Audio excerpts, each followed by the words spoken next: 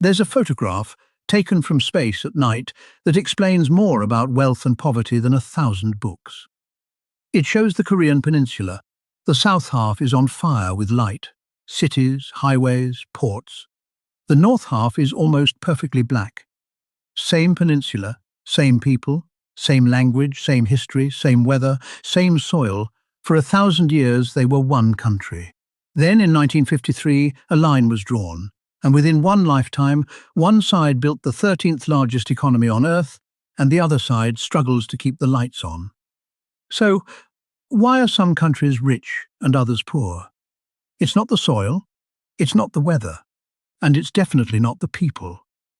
It's something almost embarrassingly simple, and once you see it, you can't unsee it. For centuries, people had comfortable answers. Rich countries were rich because of the weather, or the soil, or, the ugliest version, because some peoples were just better, smarter, harder working, more disciplined. Here's the problem. Every natural experiment history has run says no. Korea split in two, one people, two outcomes. Germany split in two, same story. And there's a town called Nogales, cut in half by a fence. North side in Arizona, south side in Mexico. Same city, same desert, same families on both sides. And the north side is about 3 times richer. The land didn't change at the fence. The people didn't change at the fence. The rules changed at the fence. Now, geography isn't nothing. The historian Jared Diamond famously showed why the ancient head start went where it did.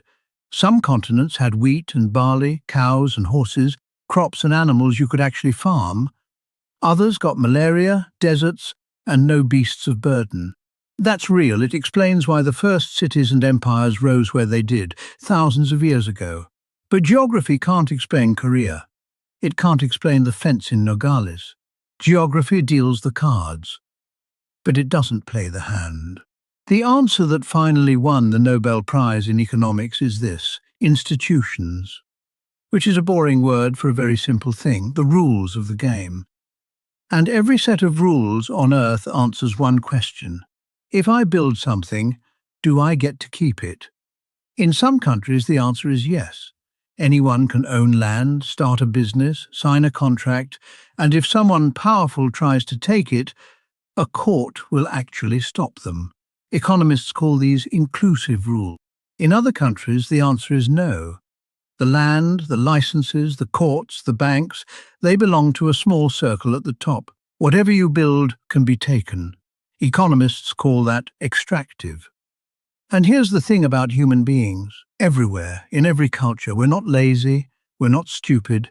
We just refuse to plant what someone else will harvest. Play it forward. In the inclusive country, a farmer improves his land because it's his. An inventor patents a machine because the patent holds.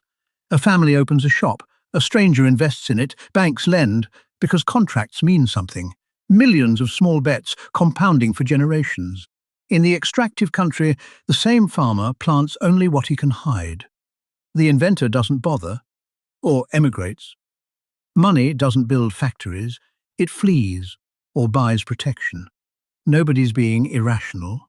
Both countries are full of people responding perfectly to the rules in front of them. One set of rules turns effort into wealth. The other turns effort into someone else's wealth. Here's where it gets counterintuitive. You'd think striking oil or diamonds would make a poor country rich. Usually, it does the opposite.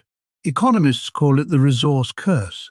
Nigeria pumps oil, it's most of what the country exports, and most Nigerians stayed poor. Sierra Leone had diamonds, and a civil war fueled by them. Why? Because under extractive rules, a resource is just a bigger prize for the circle at the top. Controlling the oil pays better than building anything. Meanwhile, Norway struck the same oil and piped the money into a national savings fund that now holds over $1 trillion for everyone. Botswana found diamonds and used courts and contracts to turn them into schools and roads. Same buried treasure. Opposite endings. The treasure doesn't decide, the rules decide.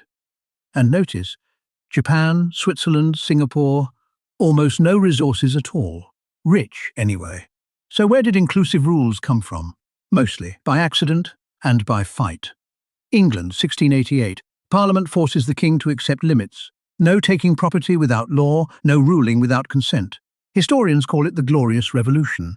Boring name, giant consequence, because suddenly in one country, patents held, contracts held. What you built, you kept. And within a century, that little island, not richer China, not mightier Spain, lit the Industrial Revolution. Not because Englishmen were special, because, for the first time, ordinary builders could out-earn the aristocrats. The moment building beats extracting, a country takes off, which raises the obvious question, if the recipe is known, why doesn't every poor country just copy it? Because who's holding the pen? Inclusive rules aren't a technical upgrade, they're a transfer of power. Fair courts mean the elite can lose in court. Free markets mean the elite's monopolies die. Education means people who ask questions. History is full of rulers who blocked railways, printing presses, even schools, not out of stupidity, but out of a very rational fear. Everything that makes a nation richer makes its old masters weaker. The economists have a name for what elites fear: creative destruction. Poor countries aren't poor because nobody knows the answer.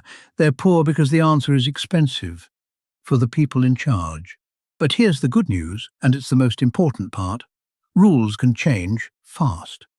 In 1960, South Korea and Ghana had roughly the same income per person, about $1,000. Both poor, both rural, both fresh out of empire. Then Korea bet everything on schools, exports and rules that rewarded building things the world wanted to buy. One lifetime later, Korea is about 10 times richer. A farm economy turned into ships, chips and pop music. No new land, no oil, no magic. New rules. Poverty is not a curse written in the soil. Countries aren't poor because of what they lack. They're poor because of how they're run. And that can change within a single generation. So, why are some countries rich and others poor? Not the weather, not the soil, not the character of their people. The difference is a set of rules, usually written long ago, usually guarded by whoever profits from them. And the whole thing comes down to one brutally simple question. If you build something, do you get to keep it? Where the answer is yes, parking lots become companies and grandchildren live better than grandparents. Where the answer is no, nations sit on gold and stay hungry. The satellite photo of Korea isn't a picture of two peoples. It's a picture of two answers to that one question, given to the same people. And that means poverty isn't fate. It's a choice, just usually not the choice of the poor.